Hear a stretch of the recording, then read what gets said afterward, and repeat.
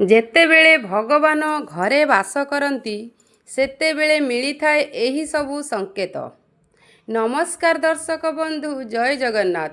କେମିତି ଅଛନ୍ତି ଆପଣମାନେ? ଆଶା କରେ ଆପଣମାନେ ପ୍ରଭୁ ଶ୍ରୀ ଜଗନ୍ନାଥଙ୍କ କୃପାରୁ ଭଲରେ ଥିବେ। ଆସନ୍ତୁ ଆରମ୍ଭ କରିବା ଆଜିର ଏହି ସୁନ୍ଦର ଭିଡ଼ିଓଟି। ଲୋକମାନେ ଭଗବାନଙ୍କୁ ସନ୍ତୁଷ୍ଟ କରିବା ପାଇଁ ବହୁତ ଉପାସନା କରିଥାନ୍ତି ଏବଂ ଉପବାସ ମଧ୍ୟ କରନ୍ତି। ସକାଳ ଏବଂ ସନ୍ଧ୍ୟାରେ ଦୀପ ଜାଳିବା ଠାରୁ ଆରମ୍ଭ କରି ଭଗବାନଙ୍କୁ ଭୋଗ ଅର୍ପଣ କରିଥାନ୍ତି, ଯାହାଦ୍ୱାରା ଈଶ୍ୱରଙ୍କ ଆଶୀର୍ବାଦ ସେମାନଙ୍କ ଉପରେ ରହିଥାଏ ଏବଂ ସେମାନଙ୍କୁ ଜୀବନରେ କୌଣସି ପ୍ରକାରର ସମସ୍ୟାର ସମ୍ମୁଖୀନ ହେବାକୁ ପଡ଼ିନଥାଏ। ଆମେ ସମସ୍ତେ ଜାଣୁ ଯେ ଭଗବାନଙ୍କୁ ଉପାସନା କଲେ ସେ ଆମ ଉପରେ ସନ୍ତୁଷ୍ଟ ହୁଅନ୍ତି, କିନ୍ତୁ ଆପଣ ଜାଣନ୍ତି କି ସେ ଏହି ବିଷୟରେ ଆମକୁ କିଛି ସଂକେତ ମଧ୍ୟ ଦେଇଥାନ୍ତି। ତେବେ ଆସନ୍ତୁ ଏହି ସଂକେତ ଗୁଡ଼ିକ ବିଷୟରେ ଜାଣିବା, ଯାହା ଆମକୁ ଜଣାଇଥାଏ ଯେ ଈଶ୍ୱରଙ୍କ ବିଶେଷ ଆଶୀର୍ବାଦ ଆମ ଉପରେ ଅଛି। ଯଦି ଆପଣ ରାତିରେ ଶୋଇବା ସମୟରେ ବାରମ୍ବାର ସ୍ୱପ୍ନ ଦେଖୁଛନ୍ତି ଏବଂ ଆପଣ ସ୍ୱପ୍ନରେ ମନ୍ଦିର, ଦେବୀ ଦେବତାଙ୍କ ମୂର୍ତ୍ତି କିମ୍ବା ଫଟୋ ଦେଖନ୍ତି, ତେବେ ଏହାର ଅର୍ଥ ହେଉଛି ଆପଣଙ୍କୁ ଭଗବାନଙ୍କ ଆଶୀର୍ବାଦ ପ୍ରାପ୍ତ ହେଉଛି। ଯଦି ଅନେକ ଥର ଏହା ଘଟେ ଯେ ଆପଣ କୌଣସି ନିଷ୍ପତ୍ତି ନେବାକୁ ଆଗକୁ ବଢ଼ିବା ବେଳେ ଆପଣଙ୍କ ମନରେ କିଛି ସନ୍ଦେହ ଆସେ, ସବୁକିଛି ଠିକ୍ ହେବା ପରେ ମଧ୍ୟ ଏମିତି ଘଟେ ଯାହା ଆପଣଙ୍କୁ ସେହି ନିଷ୍ପତ୍ତି ନେବାରୁ ଅଟକାଇଥାଏ, ଏହାର ଅର୍ଥ ଏହା ଯେ ଆପଣଙ୍କ ଉପରେ କୌଣସି ଦୈବିକ ଶକ୍ତିର ଆଶୀର୍ବାଦ ଅଛି। ଯେଉଁମାନଙ୍କ ଉପରେ ଈଶ୍ୱରଙ୍କ ଆଶୀର୍ବାଦ ଥାଏ ସେମାନେ ଧନୀ କିମ୍ବା ଗରିବ ହୁଅନ୍ତି, ସେମାନଙ୍କୁ ସର୍ବତ୍ର ସମ୍ମାନ ମିଳିଥାଏ। ଯଦି କମ୍ ପରିଶ୍ରମ କରିବା ପରେ ମଧ୍ୟ କେହି ସଫଳତା ହାସଲ କରେ, ଏହା ଈଶ୍ୱରଙ୍କ ଅନୁଗ୍ରହର ସଂକେତ ଅଟେ। ଯେଉଁମାନଙ୍କ ଉପରେ ଈଶ୍ୱର ସନ୍ତୁଷ୍ଟ ହୁଅନ୍ତି ସେମାନଙ୍କୁ ପ୍ରଭୁ ସମସ୍ତ ଅସୁବିଧାରୁ ରକ୍ଷା କରନ୍ତି। ସେମାନେ ପ୍ରତ୍ୟେକ ପରିସ୍ଥିତିରେ ଖୁସିରେ ରହନ୍ତି। ସେମାନଙ୍କ ଜୀବନରେ ଯେତେ ଦୁଃଖ ହେଉନା କାହିଁକି, ସେମାନେ ସର୍ବଦା ଖୁସିରେ ରହିଥାନ୍ତି। ସେମାନେ କୌଣସି ସମସ୍ୟାକୁ କେବେ ବି ଭୟ କରନ୍ତି ନାହିଁ। ପ୍ରତ୍ୟେକ ଅସୁବିଧାକୁ ସେହିପରି ବ୍ୟକ୍ତିବିଶେଷ ସହଜରେ ଦୂର କରିପାରନ୍ତି। ପେଚା ଦେଖିବା ଏକ ଶୁଭ ସଂକେତ ଅଟେ। ହିନ୍ଦୁ ଧର୍ମରେ ପେଚାକୁ ଏକ ଗୁରୁତ୍ୱପୂର୍ଣ୍ଣ ମାନ୍ୟତା ଦିଆଯାଇଛି। ଏହାକୁ ଦେବୀ ଲକ୍ଷ୍ମୀଙ୍କ ବାହନ ବାବଦରେ ବିବେଚନା ମଧ୍ୟ କରାଯାଇଥାଏ।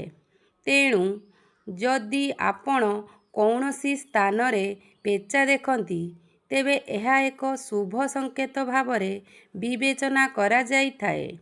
ଯଦି କେଉଁଠି ହଠାତ୍ ଆପଣ ପେଚା ଦେଖନ୍ତି, ତେବେ ବୁଝିଯିବେ ଯେ ଶୀଘ୍ର ଦେବୀ ଲକ୍ଷ୍ମୀ ଆପଣଙ୍କ ଘରକୁ ଆସୁଛନ୍ତି। ଦେବୀ ଲକ୍ଷ୍ମୀ ଯେଉଁ ଘରକୁ ଆସନ୍ତି, ସେଠାରେ ଲୋକଙ୍କ ଖାଇବା ଅଭ୍ୟାସରେ ଏକ ପରିବର୍ତ୍ତନ ଆସିଯାଏ। ସେମାନଙ୍କର ଖାଇବା ଅଭ୍ୟାସ ବଦଳିବା ଆରମ୍ଭ କରିଥାଏ। କୁହାଯାଏ ଯେ ଏହିପରି ଘରର ଲୋକମାନେ କମ୍ ଭୋକିଲା ଅନୁଭବ କରିଥାନ୍ତି। ବିଶେଷ କଥା ଏହା ହେଉଛି ଏହି ଘରର ଲୋକଙ୍କ ପାଇଁ କମ୍ ଖାଦ୍ୟ ମଧ୍ୟ ଯଥେଷ୍ଟ ମନେହୁଏ। ଏହା ବ୍ୟତୀତ ଏହିପରି ଘରର ଲୋକମାନେ ନିଶାଯୁକ୍ତ ଏବଂ ମାଂସାହାରୀ ଖାଦ୍ୟଠାରୁ ଦୂରରେ ରହିବା ଆରମ୍ଭ କରିଥାନ୍ତି। ଧନର ଦେବୀ ଲକ୍ଷ୍ମୀ ସ୍ୱଚ୍ଛତାକୁ ବହୁତ ଭଲ ପାଆନ୍ତି। ଦେବୀ ଲକ୍ଷ୍ମୀ ସେହି ଘରେ ରହନ୍ତି ଯେଉଁଠାରେ ସବୁଆଡ଼େ ସଫା ରହିଥାଏ। ଏହା ବ୍ୟତୀତ ଘର ସଫା କରିବା ପାଇଁ ଦେବରତ ଝାଡ଼ୁ ମଧ୍ୟ ଦେବୀ ଲକ୍ଷ୍ମୀଙ୍କର ଅତି ପ୍ରିୟ ଅଟେ। କୁହାଯାଏ ଯେ ଯଦି ଆପଣ ସକାଳେ ଘରୁ ବାହାରକୁ ଗଲାବେଳେ କୌଣସି ଲୋକକୁ ଝାଡ଼ୁ କରୁଥିବାର ଦେଖନ୍ତି, ତେବେ ଏହା ଏକ ବହୁତ ଶୁଭ ସଂକେତ ହୋଇଥାଏ। ଶଙ୍ଖ ଶୁଭ ସଂକେତ ହୋଇଥାଏ। ହିନ୍ଦୁ ଧର୍ମରେ ଶଙ୍ଖକୁ ଏକ ଗୁରୁତ୍ୱପୂର୍ଣ୍ଣ ସ୍ଥାନ ଦିଆଯାଇଛି। କେବଳ ଏତିକି ନୁହେଁ, ଶଙ୍ଖର ଶବ୍ଦ ମଧ୍ୟ ବହୁତ ଶୁଭ ବୋଲି ବିବେଚନା କରାଯାଏ। ତେଣୁ ପୂଜାପାଠ ଯେକୌଣସି ଶୁଭ ଉତ୍ସବରେ ଶଙ୍ଖ ଫୁଙ୍କାଯାଏ। ଯଦି ଆପଣ ସକାଳୁ ଉଠିବା ପରେ ଶଙ୍ଖର ଶବ୍ଦ ଶୁଣନ୍ତି, ତେବେ ଏହା ଭଲ ସଂକେତ ଅଟେ। ବିଶ୍ୱାସ କରାଯାଏ ଯେ ସକାଳୁ ଉଠିବା ପରେ ଶଙ୍ଖର ଶବ୍ଦ ଶୁଣିବା ଘରକୁ ଦେବୀ ଲକ୍ଷ୍ମୀଙ୍କ ଆଗମନକୁ ସୂଚିତ କରେ। ଲଗାତାର 3 ଦିନ ଘରୁ ବାହାରକୁ ଯିବାବେଳେ ଯଦି ଆପଣ ନୀଳକଣ୍ଠ ପକ୍ଷୀ ଦେଖନ୍ତି, ତେବେ ବୁଝିଯାଆନ୍ତୁ ଯେ ଭଗବାନ ଆପଣଙ୍କ ଡାକ ଶୁଣିଛନ୍ତି। ଆପଣଙ୍କର କୌଣସି ବଡ଼ ଇଚ୍ଛା ଶୀଘ୍ର ପୂରଣ ହେବାକୁ ଯାଉଛି। ନୀଳକଣ୍ଠ ପକ୍ଷୀର ଦୃଶ୍ୟମାନ ଦେବ ମହାଦେବଙ୍କ ଆଶୀର୍ବାଦର ସଂକେତ ଅଟେ। ଯଦି ଧଳା ଗାଈମାନେ ଆପଣଙ୍କ ଘର ସାମ୍ନାରେ ବାରମ୍ବାର ଆସିବା ଆରମ୍ଭ କରନ୍ତି, କିମ୍ବା କେଉଁଦିନ କେଉଁଠି ଧଳା ଗାଈ ଆପଣଙ୍କ ଘର ସାମ୍ନାରେ ଆସି ତା'ର ବାଛୁରୀକୁ କ୍ଷୀର ଖାଇବାକୁ ଦିଏ, ତେବେ ଏହା ଆପଣଙ୍କ ଉପରେ ଦେବାଦେବୀଙ୍କ ଆଶୀର୍ବାଦ ଥିବାର ଏକ ସ୍ପଷ୍ଟ ସଂକେତ ଅଟେ। ଏହା ଜଣାଉଛି ଯେ ଆପଣଙ୍କର ପୂଜା ଓ ପ୍ରାର୍ଥନା ସଫଳ ହୋଇଛି ଏବଂ ଆପଣଙ୍କ ଜୀବନରେ ସମସ୍ତ ସମସ୍ୟା ଦୂର ହେବାକୁ ଯାଉଛି। ଭଗବାନ ଆପଣଙ୍କର ସମସ୍ତ ଅସୁବିଧା ଏବଂ ଖରାପ ଦିନକୁ ସମାପ୍ତ କରିବେ। ଯଦି ଆପଣଙ୍କ ଘରର ଆଖପାଖରେ କୌଣସି ପକ୍ଷୀ ନିଜର ବସା ବାନ୍ଧିଥାଏ, ଏହା ଜଣାଉଛି ଯେ ଆପଣଙ୍କର ପୂଜା ସଫଳ ହୋଇଛି। ଏହା ଘର ପାଇଁ ବହୁତ ଶୁଭ ସଂକେତ ଅଟେ। ଭୁଲରେ ମଧ୍ୟ ପକ୍ଷୀ ଏବଂ ସେମାନଙ୍କର ଶିଶୁମାନଙ୍କୁ ବିଚଳିତ କରନ୍ତୁ ନାହିଁ। ତା ବଦଳରେ ସେମାନଙ୍କ ପାଇଁ କିଛି ଖାଦ୍ୟ ଏବଂ ଜଳ ରଖନ୍ତୁ।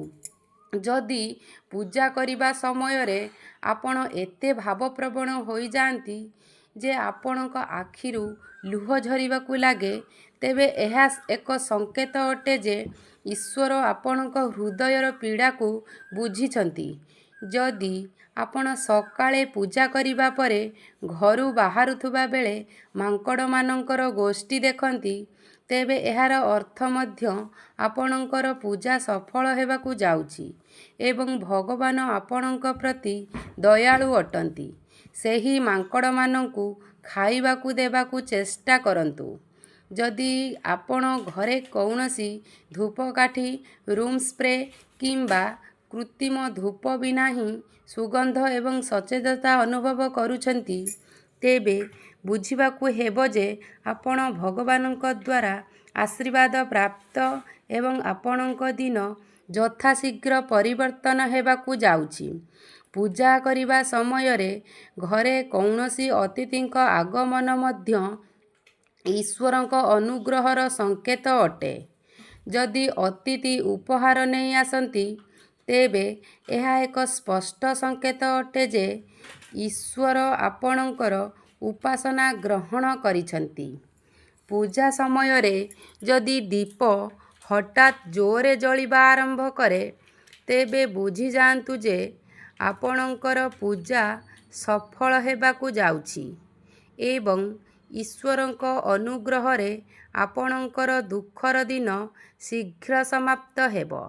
ଯଦି ଆପଣଙ୍କ ନିଦ ସକାଳ 3ଟାରୁ 5:30 ମଧ୍ୟରେ ଯଥା ବ୍ରହ୍ମ ମୁହୂର୍ତ୍ତରେ ଭାଙ୍ଗିଯାଏ, ତେବେ ଏହା ମଧ୍ୟ ଭଗବାନଙ୍କ ଆଶୀର୍ବାଦର ସଂକେତ ଅଟେ। ଭଗବାନ ଆପଣଙ୍କର ଭକ୍ତିରେ ସନ୍ତୁଷ୍ଟ ଅଛନ୍ତି।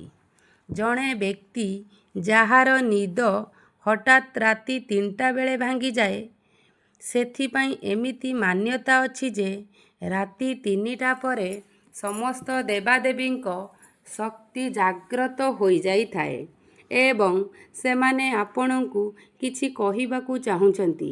ଏହି ପରିସ୍ଥିତିରେ 3ଟା ପରେ ଆପଣଙ୍କ ନିଦ ବାରମ୍ବାର ଭାଙ୍ଗିବା ଗୋଟିଏ ଶୁଭ ସଂକେତ ଅଟେ। ଏହା ସହିତ ରାତି 3ଟା ପରେ ଭଗବାନଙ୍କୁ ମାଗିଥିବା ବର କେବେ ଖାଲି ଯାଏ ନାହିଁ। ଭଗବାନ ନିଶ୍ଚିତ ଭାବରେ ଆପଣଙ୍କର ପ୍ରାର୍ଥନା ଶୁଣନ୍ତି। ଯଦି ଆପଣ ସ୍ୱପ୍ନରେ ଉଚ୍ଚ ପର୍ବତ ଏବଂ ସେଠାରୁ ପ୍ରବାହିତ ହେଉଥିବା ଜଳପ୍ରପାତ ଦେଖନ୍ତି ଏବଂ ସେହି ପାଣିକୁ ପିଉଛନ୍ତି, ତେବେ ଆପଣ ନିଶ୍ଚିତ ଭାବରେ ସଫଳତା ପାଇବେ।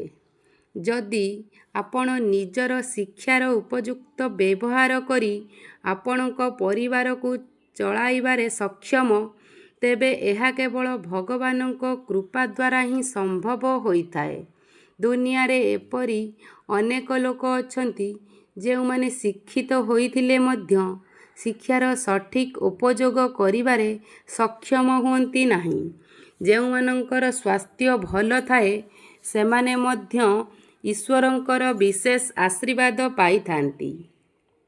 ଖରାପ ସ୍ୱାସ୍ଥ୍ୟ କେବଳ ଆପଣଙ୍କ ଶରୀରକୁ ପ୍ରଭାବିତ କରେ ନାହିଁ, ବରଂ ଏହା ଅନେକ ଆର୍ଥିକ କ୍ଷତି ମଧ୍ୟ କରିଥାଏ। ତେଣୁ ସୁସ୍ଥ ଶରୀର ଥିବା ଲୋକମାନେ ନିଜକୁ ଭାଗ୍ୟବାନ ମନେ କରିବା ଉଚିତ। ଯଦି ଆପଣ ଏକ ଉପଯୁକ୍ତ ଜୀବନସାଥୀ ପାଇଛନ୍ତି, ତେବେ ଏହା କେବଳ ଭଗବାନଙ୍କ କୃପା ଦ୍ୱାରା ହିଁ ସମ୍ଭବ। ଜଣେ ଭଲ ଜୀବନସାଥୀ ଆପଣଙ୍କ ସମଗ୍ର ଜୀବନକୁ ଖୁସିମୟ କରିପାରେ, କିନ୍ତୁ ଯଦି ଆପଣ ଏକ ଖରାପ ଜୀବନସାଥୀ ପାଇଥାନ୍ତି, ତେବେ ଆପଣଙ୍କର ସମଗ୍ର ଜୀବନ ଝଗଡ଼ା ଏବଂ ଅସୁବିଧାରେ କଟିଯାଏ। ଯଦି କୌଣସି ବ୍ୟକ୍ତିର ସନ୍ତାନ ଆଜ୍ଞାକାରୀ ଥାଏ, ତେବେ ଏହା ମଧ୍ୟ ଈଶ୍ୱରଙ୍କ କୃପା ଅଟେ। ନଚେତ୍ ଆଜିର ଯୁଗରେ ଅଧିକାଂଶ ଲୋକ ନିଜ ସନ୍ତାନଙ୍କ କାରଣରୁ ହିଁ ବହୁତ ଚିନ୍ତାରେ ରୁହନ୍ତି।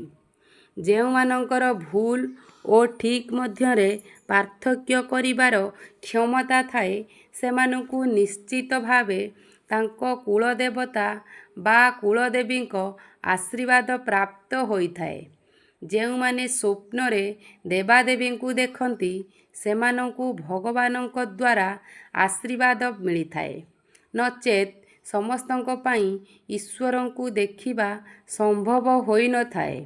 ଯେଉଁ ବ୍ୟକ୍ତି କ୍ରୋଧକୁ ନିୟନ୍ତ୍ରଣ କରିପାରେ, ଯାହାର ମନ ଶାନ୍ତ ରହିଥାଏ ଏବଂ ଯିଏ ପ୍ରତ୍ୟେକ ପରିସ୍ଥିତିକୁ ସାଧାରଣ ଭାବେ ସାମ୍ନା କରେ, ଏପରି ଲୋକମାନଙ୍କ ଉପରେ ଭଗବାନଙ୍କର ହାତ ନିଶ୍ଚିତ ଭାବେ ରହିଥାଏ। କେବଳ ସେତେବେଳେ ଏହିସବୁ ସମ୍ଭବ ହୋଇପାରେ ଭଗବାନ ତାଙ୍କ ପ୍ରକୃତ ରୂପରେ ଆମ ପାଖରେ ଦୃଶ୍ୟମାନ ନୁହନ୍ତି। କିନ୍ତୁ କିଛି ଲୋକ ଏମିତି ଅଛନ୍ତି ଯେଉଁମାନେ ଈଶ୍ୱରଙ୍କ ସମାନ ବୋଲି ବିବେଚିତ ହୁଅନ୍ତି। ଏମାନଙ୍କ ମଧ୍ୟରେ ପିତାମାତା, ଗୁରୁ ଓ ବ୍ରାହ୍ମଣ ଅନ୍ତର୍ଭୁକ୍ତ। ପୂଜା ସମୟରେ ଯଦି ଏହି ଲୋକମାନଙ୍କ ମଧ୍ୟରୁ କେହି ଆପଣଙ୍କ ଘରକୁ ପ୍ରବେଶ କରନ୍ତି, ତେବେ ଏହାକୁ ଅତ୍ୟନ୍ତ ଶୁଭ ବୋଲି ବିବେଚନା କରାଯାଇଥାଏ। ଆପଣ ସେମାନଙ୍କୁ କେବେ ବି ଖାଲି ହାତରେ ଫେରାଇବା ଉଚିତ ନୁହେଁ। ପୂଜା ସମୟରେ ଯଦି ମୂର୍ତ୍ତି କିମ୍ବା ଭଗବାନଙ୍କ ପ୍ରତିମୂର୍ତ୍ତିରୁ କୌଣସି ଫୁଲ ବା ଫୁଲମାଳା ଆପଣଙ୍କ ନିକଟରେ ପଡ଼େ, ତେବେ ଏହା ବହୁତ ଭଲ ସଂକେତ ଅଟେ। ଏହି ସମସ୍ତ ସଂକେତ ଏହା ଦର୍ଶାଏ ଯେ ଈଶ୍ୱରଙ୍କ କୃପା ଆପଣଙ୍କ ଉପରେ ଅଛି ଏବଂ ଆପଣଙ୍କର ଇଚ୍ଛା ଶୀଘ୍ର ପୂରଣ ହେବାକୁ ଯାଉଛି। ଯଦି ଭଗବାନ ଆପଣଙ୍କୁ ଭଲ ପାଆନ୍ତି, ତେବେ ତାଙ୍କର ପ୍ରଥମ ସଂକେତ ହେଉଛି ଆପଣ ଯାହା କିଛି କରନ୍ତୁ ସେଥିରେ ବିଫଳ ହେବେ। ହଁ, ଏହା ପଢ଼ିବା ପରେ ଆପଣଙ୍କୁ ଅଜବ ଲାଗିପାରେ, କିନ୍ତୁ ଏହା ସତ୍ୟ ଯେ ଆପଣ ନିଜର ସମ୍ପୂର୍ଣ୍ଣ ପ୍ରୟାସ ଦେବେ, କଠିନ ପରିଶ୍ରମ କରିବେ, କିନ୍ତୁ ସଫଳତା ମିଳିବ ନାହିଁ। ଏହା ବାରମ୍ବାର ଘଟିବ ଯେ ପର୍ଯ୍ୟନ୍ତ ଆପଣଙ୍କ ଆଖି ଖୋଲି ନାହିଁ। ଅନ୍ୟ ଗୋଟିଏ ସଂକେତ ହେଉଛି ଆପଣଙ୍କର ନିଜ ପ୍ରତି ଥିବା ଆତ୍ମବିଶ୍ୱାସ କମିଯିବା। ଯେତେବେଳେ ଭଗବାନ ଆପଣଙ୍କ ସହିତ ଅଛନ୍ତି, ସେତେବେଳେ ଆପଣ ସମ୍ପୂର୍ଣ୍ଣ ଏକାକୀ ଅନୁଭବ କରିବେ। ପରେ କ'ଣ କରିବେ, ତାହା ଆପଣ ବୁଝିପାରିବେ ନାହିଁ। ଆପଣ ଏମିତି ପରିସ୍ଥିତିରେ ପଡ଼ିବେ ଯେଉଁଠାରେ କେହି ଆପଣଙ୍କୁ ସାହାଯ୍ୟ କରିବେ ନାହିଁ। ଆପଣ ନିଜ ସମସ୍ୟା କାହା ସହିତ ବାଣ୍ଟି ପାରିବେ ନାହିଁ। ଯଦି କାହାକୁ କହିବେ ମଧ୍ୟ ସେଥିକୁ ସେମାନେ ଛୋଟ କଥା ବୋଲି ଧରି ନେବେ କିମ୍ବା ଗୁରୁତ୍ୱ ଦେବେ ନାହିଁ। ଏହି ଅବସ୍ଥାରେ ଆପଣଙ୍କ ଦୁଃଖ ଚରମ ସୀମାକୁ ପହଞ୍ଚିବ। ଆପଣ ଅନୁଭବ କରିବେ ଏଠାରୁ ଅଧିକ ଖରାପ ଆଉ କିଛି ହୋଇପାରେ ନାହିଁ। ଆପଣ ମର୍ମାହତ ହୋଇଯିବେ ଏବଂ ଦୁଃଖର ସର୍ବୋଚ୍ଚ ଅନୁଭୂତି କରିବେ। ଆପଣ ନିଶ୍ଚୟ ମହାନ ସାଧୁମାନଙ୍କ ଜୀବନ ଦେଖିଥିବେ। ଯେତେବେଳେ ତାଙ୍କ ଜୀବନରେ ସବୁଠାରୁ ବଡ଼ ଦୁଃଖ ଆସିଲା ସେତେବେଳେ ତାଙ୍କ ମନରେ ବୈରାଗ୍ୟ ଜନ୍ମ ନେଲା। ସେମାନେ ଏହି ଭୌତିକ ଜୀବନକୁ ଛାଡ଼ି ଈଶ୍ୱରଙ୍କୁ ଜାଣିବା ପାଇଁ ତୀବ୍ର ଆକାଂକ୍ଷା ଅନୁଭବ କଲେ ଏବଂ ଶେଷରେ ଭଗବାନଙ୍କୁ ଅନୁଭବ କରିଲେ। ଏହି ଦୁଃଖ ମାଧ୍ୟମରେ ଜଣେ ବ୍ୟକ୍ତି ଭାଙ୍ଗି ପଡ଼େ, କିନ୍ତୁ ଏହି ଦୁଃଖ ମାଧ୍ୟମରେ ତାଙ୍କର ଈଶ୍ୱର ପ୍ରତି ପ୍ରେମ ବଢ଼ିଥାଏ। ସେ ବୁଝିପାରେ ଯେ ଏହି ଦୁନିଆରେ ସବୁ କିଛି ନୁହେଁ, ଏହାଠାରୁ ଉପରେ ମଧ୍ୟ କିଛି ଅଛି। ସେ ହେଉଛନ୍ତି ଭଗବାନ। ଭଗବାନ ପ୍ରଥମେ ଆମକୁ ହାରିବା ଶିଖାନ୍ତି, କାରଣ ଯଦି ଆମେ ପରାଜୟକୁ ବୁଝିପାରିବୁ ନାହିଁ ତେବେ ବିଜୟକୁ ମଧ୍ୟ ବୁଝିପାରିବୁ ନାହିଁ। ଯେତେବେଳେ ଆପଣଙ୍କ ସମସ୍ତ ଆଶା ଭାଙ୍ଗିଯାଏ ସେତେବେଳେ ଆପଣଙ୍କ ମନରେ ମନ୍ଥନ ଆରମ୍ଭ ହୁଏ। ଆପଣ ନିଜର ଗୁଣ ଓ ଦୁର୍ଗୁଣକୁ ବୁଝିବାକୁ ଲାଗନ୍ତି। ଆପଣ ଯାହା ହରାଇଛନ୍ତି କିମ୍ବା ଯେଉଁଠି ବିଫଳ ହୋଇଛନ୍ତି ସେଥିରେ କାରଣ ଖୋଜିବା ଆରମ୍ଭ କରନ୍ତି। ଏହା ହିଁ ସେହି ସମୟ ଯେତେବେଳେ ଆପଣ ନିଜ ବିବେକ ସହିତ ଜଡ଼ିତ ହୁଅନ୍ତି ଏବଂ ଏଠାରୁ ଆପଣଙ୍କ ଜୀବନରେ ଏକ ନୂତନ ପରିବର୍ତ୍ତନ ଆରମ୍ଭ ହୁଏ। ଏହି ଅବସ୍ଥାରେ ଆପଣ ବିଜୟ କିମ୍ବା ପରାଜୟର ଅନୁଭବ କରିବେ ନାହିଁ। ଆପଣଙ୍କ ଦୃଷ୍ଟିକୋଣ ବଦଳିଯିବ। ଆପଣ ବାହାର ଜଗତର ଘଟଣାମାନଙ୍କୁ ଏକ ନାଟକ ଭାବରେ ଦେଖିବା ଆରମ୍ଭ କରିବେ, ବାସ୍ତବତା ଭାବରେ ନୁହେଁ। ଆପଣ ନିଜକୁ ସେହି ସବୁର ସାକ୍ଷୀ ଭାବେ ଅନୁଭବ କରିବେ। ଏହି ସମସ୍ତ ସୂଚନା ଜନସାଧାରଣଙ୍କ ଉପକାର ପାଇଁ ଦିଆଯାଇଛି। ଆପଣ ନିଜର ବିଶ୍ୱାସ ଓ ଆସ୍ଥା ଅନୁଯାୟୀ ଏହାକୁ ଗ୍ରହଣ କରନ୍ତୁ। ଦର୍ଶକ ବନ୍ଧୁ, ଆପଣମାନେ ମୋର ଏହି ଭିଡ଼ିଓଟିକୁ ଶେଷ ପର୍ଯ୍ୟନ୍ତ ଦେଖିଥିବାରୁ ମୁଁ ଆପଣମାନଙ୍କୁ ହୃଦୟରୁ ଧନ୍ୟବାଦ ଜଣାଉଛି। ଏହି ଭିଡ଼ିଓଟିକୁ ଆପଣମାନେ ପସନ୍ଦ କରିଥାନ୍ତି ତେବେ ଦୟାକରି ଏହାକୁ ଗୋଟିଏ ଲାଇକ୍ କରନ୍ତୁ ଏବଂ ଆମ ଚ୍ୟାନେଲ୍ ସୋନାରିତୁ ଲାଇଫଷ୍ଟାଇଲକୁ ସବସ୍କ୍ରାଇବ୍ କରନ୍ତୁ। ଆପଣ ଏବଂ ଆପଣଙ୍କ ପରିବାରର ସମସ୍ତେ ସୁସ୍ଥ ରୁହନ୍ତୁ।